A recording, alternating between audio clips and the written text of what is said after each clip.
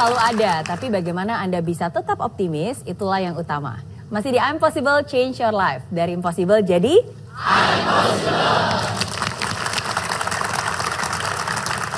Kisah yang menarik, pengalaman nyata ya dari Pak Sudarmono dan juga Ibu Ari ya. Oke, dan dari situ banyak pembelajaran berharga yang kita dapatkan karena seringkali itu juga terjadi dalam sebuah keluarga ya Pak Onggi ya.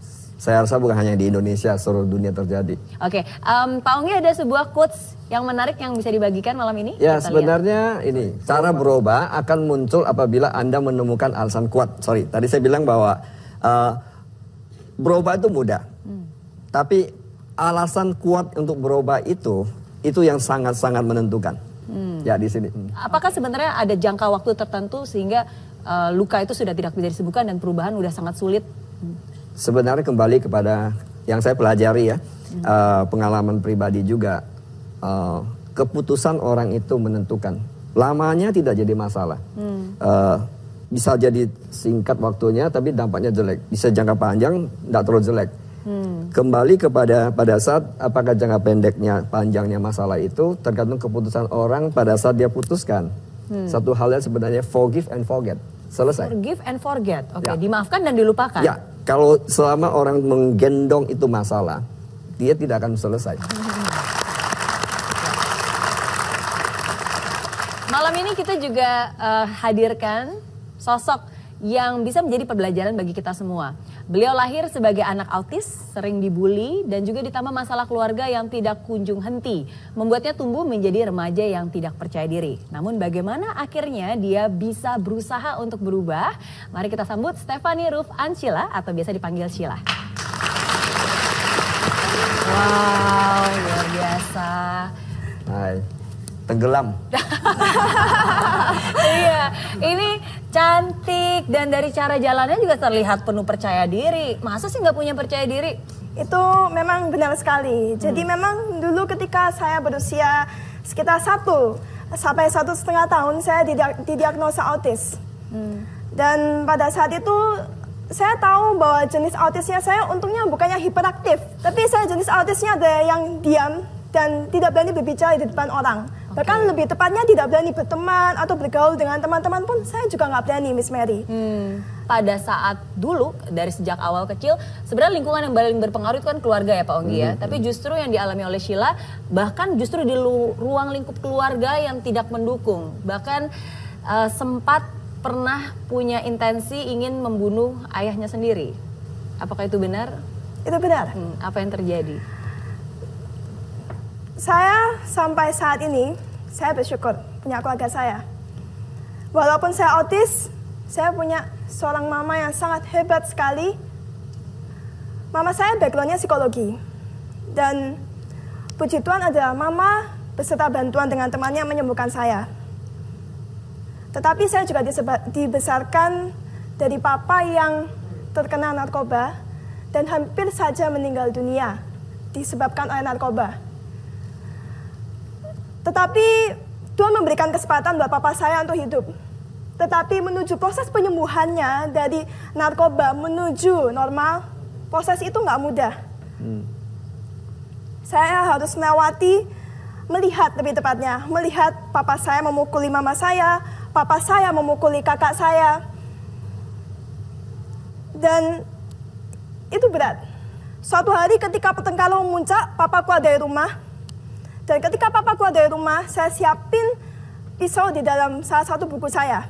Dan saya berencana apabila papa saya sekali lagi mukul mama saya lagi, saya keluarin pisau itu. Saya akan ngancam papa saya. Saya bilang, Papa nggak boleh sakitin mama. Mama yang nyelamatin papa. Tapi ketika papa saya pulang ke rumah, dan saya lihat wajah papa saya tahu, dan setiap anak pun tahu, seberapa bencinya kita sama seorang papa. Kita pasti sayang sama papa saya. Kita pasti sayang sama seorang ayah. Karena seorang ayah dan seorang ibu, apapun latar belakangnya, apapun masalahnya, mereka melahirkan dan membuat kita masih ada di sini.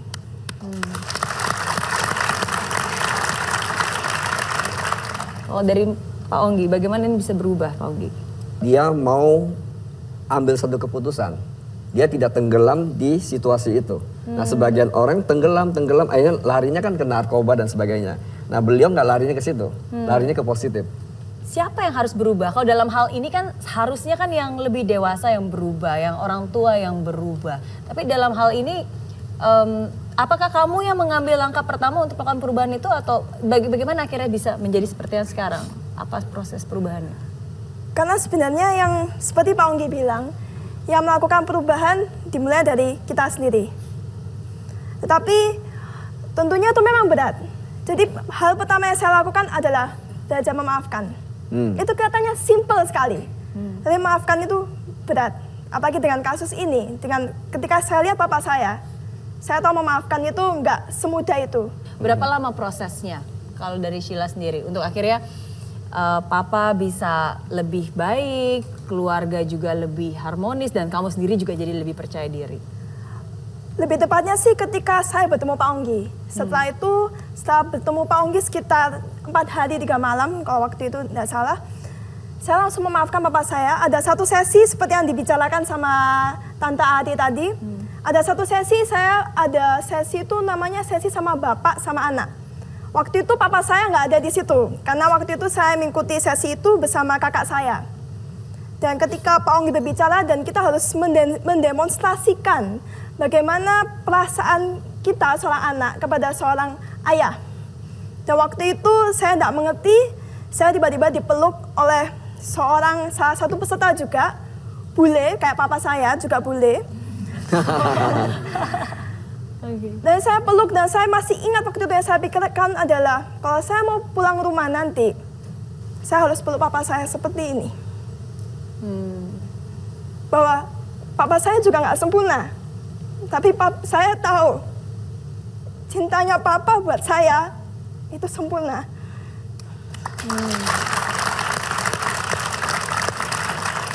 Saya yakin papa pasti bisa mendengarkan, melihat atau menonton. Mungkin ada yang ingin bisa disampaikan untuk papa? Mama di sini, Mama. Kebetulan ada papa sama mama juga di sini. Oh, hadir hari ini juga di sini? Papa, mama, saya makasih. Karena apa yang ada sekarang dari saya nggak mungkin ada di sini kalau bukan karena papa mama saya. Saya nggak mungkin berani, ya Ma. Aku nggak mungkin berani berdiri di sini kalau bukan karena mama. Jadi ketika saya belajar dari mama saya juga belajar dari papa saya belajar dari Pak Onggi. Saat itu saya berubah. Saya nggak mau cuma jadi perempuan yang biasa aja. Saya percaya bahwa seorang anak seperti saya bisa banggain papa mama saya. Mama saya dan papa saya percaya sama yang namanya impian. Dan mereka juga percaya bahwa saya akan bisa mencapainya. Dan puji Tuhan satu persatu saya mencapainya. Dan karena itu, makasih Papa, Mama. Ibu bisa mengucapkan. Dan ada ayah dari Sheila, kalau berkenan kita berikan tepuk tangan buat dua orang yang paling berpengaruh dalam hidup Sheila.